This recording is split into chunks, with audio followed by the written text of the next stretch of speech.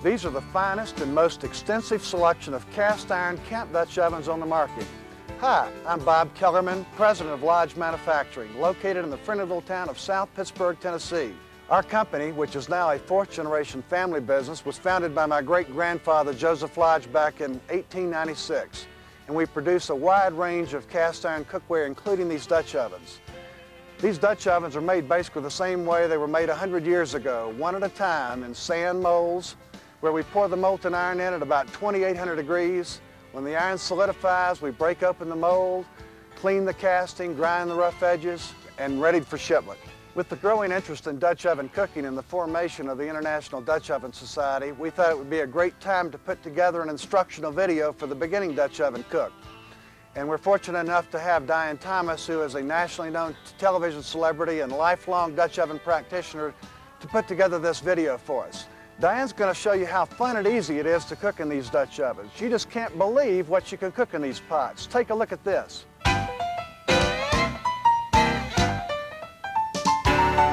These rolls may look good, but boy, do they taste great.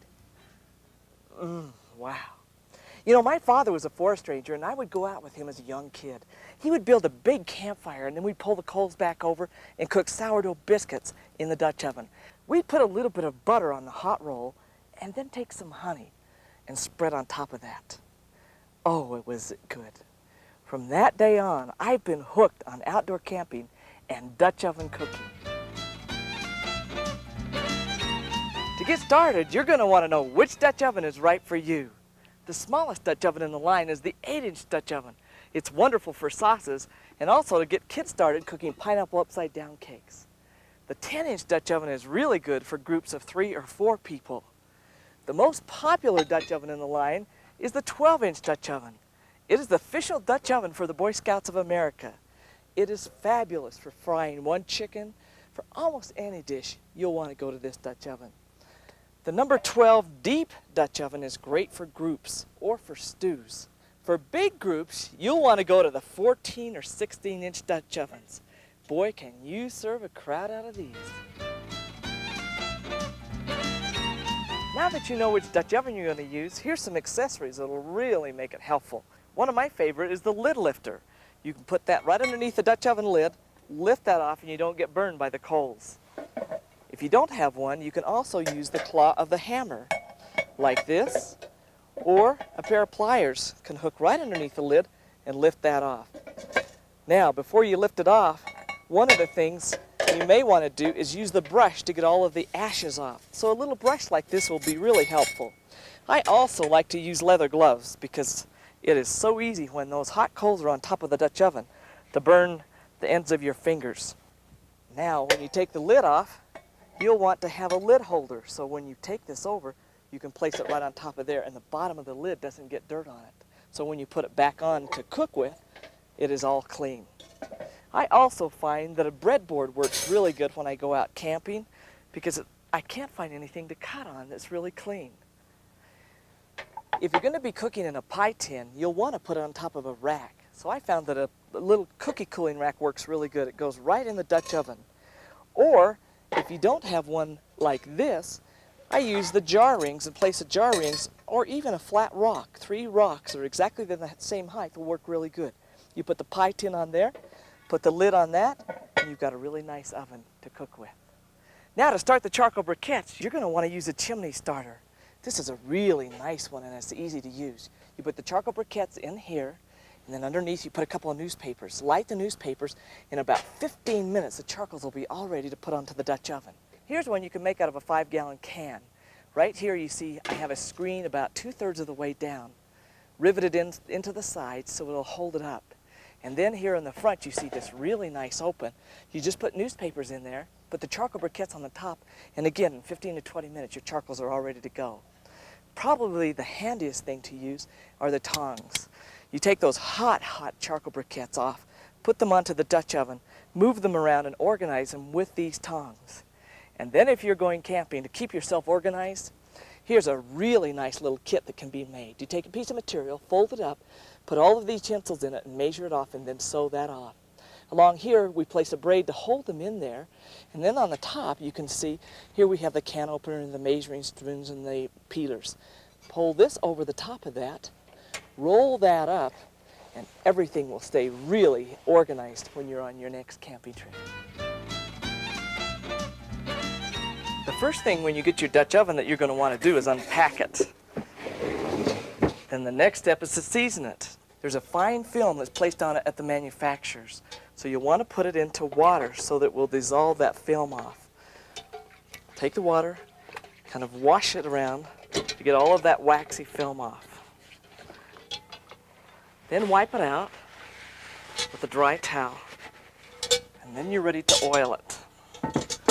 Just wipe this off. Do the same thing with the lid. Just dip it in the water. Just rub it around. Take that off. Wipe that off. And then we're ready to put the oil on it. This is where the magic begins because you want to season the cast iron. Cast iron has pores in it, and so as you heat it up, the oil will go into the pores and season it so it doesn't rust. So I'm going to put a little bit of oil into the bottom of the Dutch oven and a little bit on the lid. You're going to want to rub this on every piece of the cast iron. So we'll take a paper towel, rub this around, get it on all the sides, and also on the top edge, making sure to make a fine coat of oil everywhere. Don't puddle it in the bottom. You won't want any excess in there. Then pour the oil onto the bottom, and again, rub that in on the legs, over the bottom, and then on all of the sides. Okay, the next thing you want to do is to oil the lid, making sure to get all of the surface completely coated. One nice swipe around the outside edges, and then into the center. The next thing you're going to want to do is to place it into the oven. So take the lid and the pot, go to the oven, and you want to place it into an oven that is still cool. So open up the oven, place the pot upside down on the bottom rack. So if there's any puddles of oil, they'll run off the Dutch oven and into the oven. Then put the lid in with the bottom on the rack so the oil again can run off the cast iron. The next thing to do is to turn your oven onto 350 degrees. You'll leave it in there for 2 hours. What you do want to do is let the cast iron heat up as the oven heats up, and then turn the oven off after 2 hours and let it cool down. You never want to take a pot and go from cold to hot really fast or hot to cold, because sometimes they'll crack. When the Dutch oven is all seasoned, you're ready for your first Dutch oven adventure. The key to successful Dutch oven cooking is temperature control, learning how many briquettes to put on the Dutch oven in order to turn out the dish like you want it. The key is to know which size of Dutch oven you have. This is a number 12. What I'm going to do for the top is add 3 briquettes to the 12, which is 15, and on the bottom, take 3 away. The reason is on the bottom it'll be a lot hotter, and on the top it has to heat down. So let me show you the bottom first. I have taken 9 briquettes, placed all the way around the edge, and leave the middle of it open because it does get very hot on the bottom. Once those are placed around in a ring, you place the Dutch oven on top of that. Then I've added 3 to the 12, which makes 15. With that, I'm going to place them in a checkerboard square all the way around the top of the lid. This way you'll get good heating from the top and it won't be too hot on the bottom. Now that you have all of the briquettes on the Dutch oven, you'll have this Dutch oven cooking at about 325 degrees. This is the perfect temperature for most recipes that you'll be cooking in the Dutch oven. If you're going to be cooking in 2 pots, you can cook one on top of the other. We'll take the Dutch oven, place it on top, and you're probably worried about too many coals underneath here. No, there's a breeze underneath there and a little more space so it doesn't heat quite as hot here as it does here. This is a 10-inch Dutch oven up here, and add 3 more, so I have 13. We'll put those on the top. That will make it 325 degrees. Now you're all set with a magic formula to cook a perfect dish in any Dutch oven. A great place to start Dutch oven cooking is right in your backyard. One of my favorites is the barbecue. Place a couple of bricks here on the bottom, put your coals underneath there, put the coals on the top, and you're all ready to cook. Another one that works really good is a wheelbarrow. Fill it with sand, put a couple of patio bricks on it, put your briquettes underneath it, briquettes on the top, and you're all ready to cook. And then let me show you two more out on the gravel. This works really good. Take an oil drum lid, put it on the gravel or on the cement, and you're all ready to cook on the Dutch oven. These are 3 patio bricks. You put those down, put your coals underneath, coals on the top, and you're all set for a great backyard cookout. You can also use your outdoor Dutch oven indoors. One of my favorite recipes is a pineapple upside down cake. You put all of your ingredients into the Dutch oven, then put it into the conventional oven, bake it for 35 minutes, and you have a delicious pineapple upside down cake. The first step is to line the Dutch oven with aluminum foil. Then place a little bit of butter in the bottom of it or oil. Then put all of the pineapples around in a circle on the bottom. Once you have those all lined up and one in the center, I then take maraschino cherries and put one in the center of each one of the pineapples. The last thing before you put the cake mix on is to cover it with brown sugar. Now if you want to cut down the calories, you cut down the brown sugar. So we'll just sprinkle a little bit around, and then we're ready to put the cake batter on. You just take the cake batter, put it over the pineapples,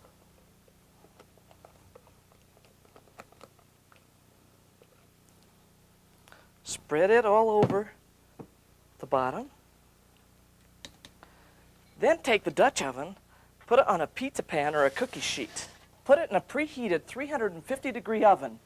Wait about 35 minutes, and you'll have a delicious pineapple upside down cake. Wow, it looks just right. Let me show you. Isn't that nice? Now, all you have to do, because we lined it with foil, is take it out of the pan, place the foil down like this, put another piece of foil on top of that, turn that over, and voila! We have a beautiful pineapple upside down cake. One of my favorite things to do is turn down the foil, place it back into the Dutch oven, then take it and surprise my friends with a birthday cake. They love it. The real fun of Dutch oven cooking is cooking in the great outdoors. And one of the easiest recipes to make is sloppy joes. In the Dutch oven, I've already browned 2 small onions and 2 pounds of hamburgers. Once the hamburger is already browned, we're all ready to add 2 cans of tomato paste. So we'll put the tomato paste in. Then I'm going to use 2 cans of sloppy joe seasoning.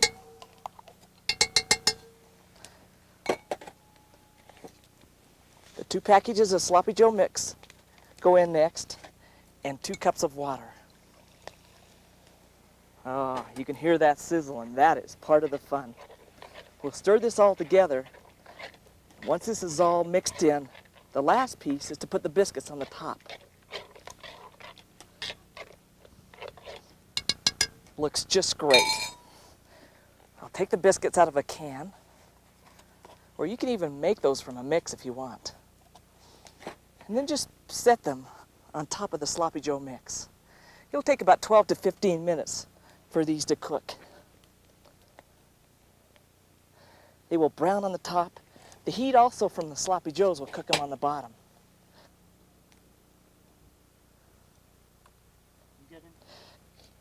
Okay, I'm going to put the lid back onto the sloppy joes and the biscuits. Using the checkerboard square on the top of it, we have the charcoal briquettes, and in 12 to 15 minutes, they will be perfect. It's been about 15 minutes. I think it's time we should take a look. Oh, it's perfect. They're absolutely golden brown. Let me show you what it looks like underneath. Wow. This is so easy. You're going to want to do this on your next camping trip. One of the most important things about cooking in a Dutch oven is learning how to clean it properly. The first thing to do is to take a spatula and get all of the loose food off. I scrape it to one side of the Dutch oven and then take it out. Now, if I'm on a campfire, I'll fill that full of water, put it back into the coals, and let it boil and just soften off the food. Then I'll pour that out, wipe it out, get it really dry, and then put a fine coat of oil on it. When I'm home, I'll take the Dutch oven, put it in a very mild soap, and use a non-abrasive pad to clean it out. This way, I get all of the loose food out. As soon as I get it all cleaned out, the next thing I'm going to do is to rinse it out. So we'll get all of the soap and water out, put it into the rinse, get it all cleaned out. Make sure you get it completely rinsed off. Then take it out and then wipe it. It is really important to get as much moisture out of there as you can. You don't want that Dutch oven to rust at all. Okay, wipe this off. Now the last step is to add a little bit of oil to it to recondition the Dutch oven. So I'll pour just a little oil at the bottom, take a paper towel, and wipe that up, making sure to not let any excess oil be in the pan. Do it around the outside. Okay, it's all ready to store now. We'll take some paper towels, put into the oven so if there's any moisture left over in there, it'll absorb it. I always make a foil collar to go on the edge of it before I put the lid on it, so it'll keep the edge a little ajar, so if there's any moisture in it, it can evaporate out. Place the lid on it, and it's all ready to store until your next Dutch oven cookout. Now that we have the basics down, let's try cooking a meal. I think it would be great to cook Pistol Rock chicken in this Dutch oven. Cowboy potatoes would be perfect here. And then over in this one, cherry cobbler would be a great finish to a wonderful meal. So let's go over and try doing the chicken first. What I found out is it's really hard to do chicken outside and get it floured. So I've taken the large plastic bag that has a self-sealing top. The first thing I did was skin all of the chicken so it'll be a little bit healthier. Place each one of the pieces in the bag so that I can get into it and season them. So we're going to put a little bit of salt on them, a little pepper, and then the last one is some garlic salt. Then I turn each one of the pieces of chicken over and season the other side of the chicken. I also like putting tenderizer on it. So again, we'll do a little bit of pepper, the salt, and just a little bit of garlic salt. And now we're ready to flour them. The easiest way to do this is to take a cup of flour, place it into the bag, seal that across the top, leave a little bit of air in there, and you can flour all the chicken at the same time. I've been heating the Dutch oven. We'll take the lid off. I've got a little bit of oil in it. A good way to check to see if the oil is hot is just put a little bit of flour. If it kind of bubbles underneath the flour, the oil is all ready to go. So I'm going to take the floured chicken and put it into the pan. You want to let this fry until it's absolutely golden brown. Earlier we talked about the briquettes on the bottom of the Dutch oven. You'll remember we told you to take 3 away from the 12 in order to get the amount on the bottom, but we're going to be frying this time, so I'm going to use the 12 briquettes on the bottom instead of the 9. So you can see they're all the way around is a checkerboard square. This will give me even browning for the chicken, so we'll put this back on and let them fry. Over here I'm going to make cowboy potatoes. So I'm going to use a 12-inch Dutch oven, and again I'm going to be frying, so I'm going to use 12 briquettes on the bottom. Let me show you. Again, we use the checkerboard square. I've let it heat just a little bit so this bacon will be ready to cook when I put it in. The basic recipe here is 3 ingredients. 2 slices of bacon for each person, a half a small onion, and 1 potato. So I'm going to make it for about 6 people. We'll take the bacon that's already been cut, place it in, and I need to fry this on the bottom of the Dutch oven first. Once that's fried, I'll take it out of there. I have my onions all ready to go and my potatoes already sliced. I'm going to let the bacon fry for just a few minutes. Let's go over and make the cobbler. Now, cobblers are so easy to do. This one is one of my favorites. I call it kind of a dump cake because all you do is dump everything in. Whenever I use anything with sugar, I always line the Dutch oven with aluminum foil. This will keep it from sticking to the bottom and make it a lot easier to clean. So the oven is all lined with foil. I'm going to take 2 cans of cherry pie filling. You could do this with any kind of cherry pie filling. So we'll put 1 can, and now I'll put the second can of pie cherries in. We'll smooth those out so we have about 3/4 of an inch of filling on the bottom. Because this is so thick, I don't have any moisture to mix into the cake batter. So what I'm going to do is dump the cake batter over the top, and then for the liquid on it, I'm going to add a can of soda pop. You really can use any kind of soda pop that you want. So let's completely cover the cherries with the cake mix, open the can of soda pop, pour that in. That's a little over a cup, so it'll give us the moisture we need to make the cake. Once I have that on the top, I'm just going to stir it in just a little bit. So you'll have the cherries on the bottom and the cake on the top. It is wonderful. So for this one, to bake it, all I need to do is put the lid back onto the top. This is all ready to bake. Now for this one, I'm going to stick to the original formula. It's a 12-inch Dutch oven, so we'll take 3 away. That'll be 9 briquettes on the bottom all the way around the edge. Now on the top, I'll add 3 briquettes, which will be 15. So we'll put 15 around the edge and a couple in the middle. In just about 35 minutes, the cherry cobbler will be all ready. I want to go back and check the bacon. It's coming along really good. I'll just stir it a little bit. Ooh, the chicken looks like it's all ready to be turned. Perfect. You want it just nice and golden brown, and it is just right. I'm going to turn it over and let it brown on the other side. Now, while that's browning, let's go back over and finish the potatoes. Now, I'm going to bring the bacon over to the side and take it off.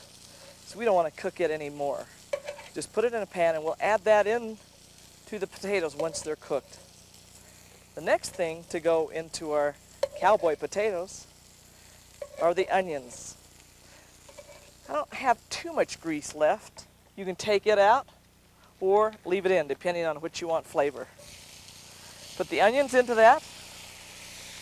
Stir those around and brown the onions for just a minute.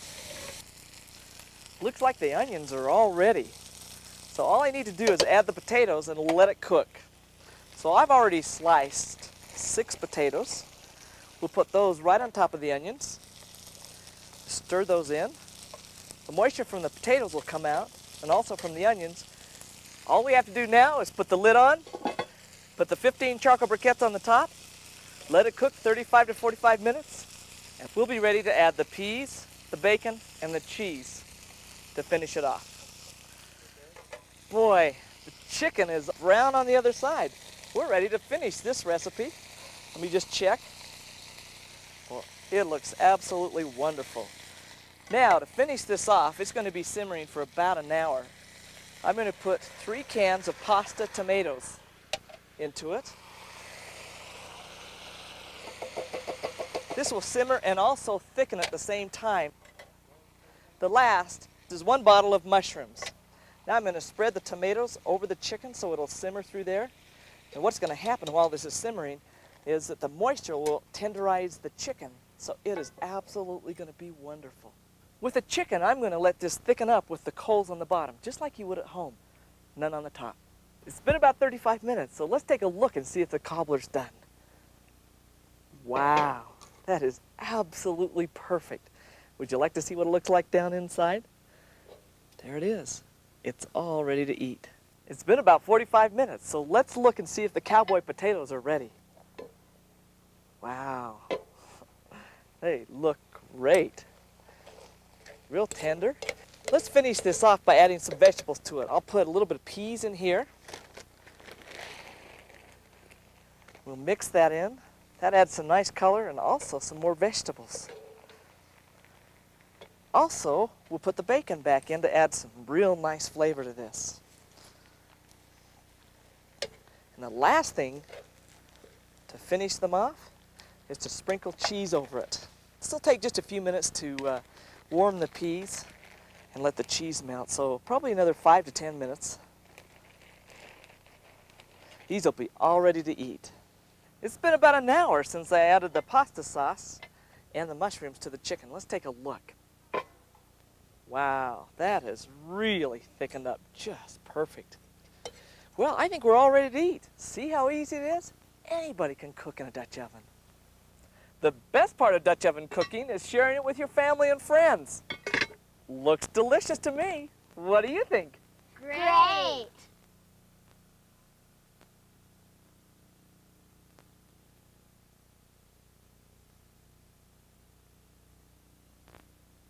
Let's dig in. Megan. How was your day? Watch your elbow. Okay. Not feeling it. Yeah, can I shoot a video of that?